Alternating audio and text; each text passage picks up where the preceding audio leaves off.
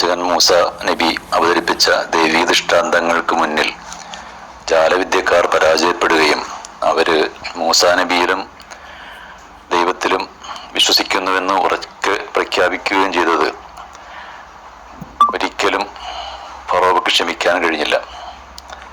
തനിക്കത് വലിയ അപമാനകരവും അസഹ്യവുമായിട്ടാണ് തോന്നിയത്. അതിനുശേഷം അദ്ദേഹത്തിൻ്റെ ഭാര്യ, അതായത് രാജ്ഞി ആസിയ എന്നാണ് അവരുടെ പേര്, അവരും പ്രഖ്യാപിച്ചു, ഞാൻ മൂസയിലും അതേപോലെ മൂസയുടെ ദൈവത്തിലും വിശ്വസിച്ചിരിക്കുന്നു എന്ന് പ്രഖ്യാപിച്ചു. ഇത് ഒരിക്കലും ഫറോവ പ്രതീക്ഷിച്ചിരുന്നതല്ല.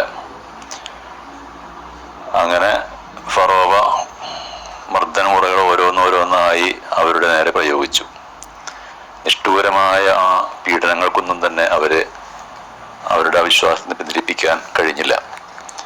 അവർ ധീരതയോടെ ആ മാർഗത്തിൽ തന്നെ ഉറച്ചു നിന്നു. ദൈവം ഏകനാണ്, മൂസ ദൈവത്തിൻ്റെ പ്രവാചകനാണ് എന്ന ഉറക്കെ ആ വിശ്വാസം അവർ ഉറക്കെ പ്രഖ്യാപിക്കുകയും ചെയ്തു. ഖുർആൻ ആ സംഭവം എടുത്തു പറയുന്നുണ്ട്.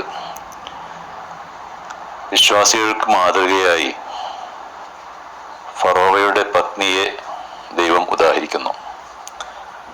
അവര് ഇപ്രകാരം പ്രാർത്ഥിച്ചു: എൻ്റെ നാഥ, എനിക്ക് നിന്റെ അടുത്ത് സ്വർഗത്തിൽ ഒരു വീടുണ്ടാക്കി തരണമേ. ഫറോവയിൽ നിന്നും അവൻ്റെ ദുർവൃത്തിയിൽ നിന്നും എന്നെ രക്ഷിക്കണമേ. അക്രമികളായ ജനതയിൽ നിന്നും നീ എന്നെ മോചിപ്പിക്കണമേ. ഈ പ്രാർത്ഥന വലിയ രാഷ്ട്രീയ പ്രാധാന്യമുള്ളൊരു പ്രഖ്യാപനം കൂടിയായിരുന്നു. ലോകം കണ്ട ഏറ്റവും ക്രൂരനായ സ്വേച്ഛാധിപതിക്കെതിരായ ധീരമായ ഒരു ചെറുത്തുനിൽപ്പ്, അതായിരുന്നു അവരുടെ സമീപനം. പ്രവാചകൻ മൂസയിൽ വിശ്വസിക്കുന്നവരുടെ എണ്ണം കൂടി വരുന്നത് കണ്ടപ്പോൾ ഫറോവക്ക് ആദിയായി.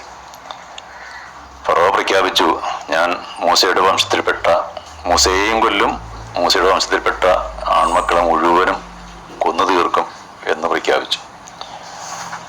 അപ്പോൾ ഫറോവ വംശത്തിൽപ്പെട്ട ഒരാള്, അദ്ദേഹം തൻ്റെ വിശ്വാസം രഹസ്യമാക്കി വച്ചിരിക്കുകയായിരുന്നു. അയാൾ പറഞ്ഞു, ദൈവം ഏകനാണ് എന്ന് പ്രഖ്യാപിച്ചതിൻ്റെ പേരിൽ, പ്രപഞ്ചസൃഷ്ടാവിൽ വിശ്വസിച്ചതിൻ്റെ പേരിൽ നിങ്ങൾ ഒരാളെ കൊല്ലുകയാണോ? അദ്ദേഹം നിങ്ങളുടെ രക്ഷിതാവിൽ നിന്നുള്ള വ്യക്തമായ ദൃഷ്ടാന്തം കൊണ്ടുവന്നിട്ടും നിങ്ങൾ അയാളെ കൊല്ലാനാണോ മുതിരുന്നത്? ഈ ചോദ്യത്തിന് മുന്നിൽ ഫറോവ സ്തബ്ധനായി.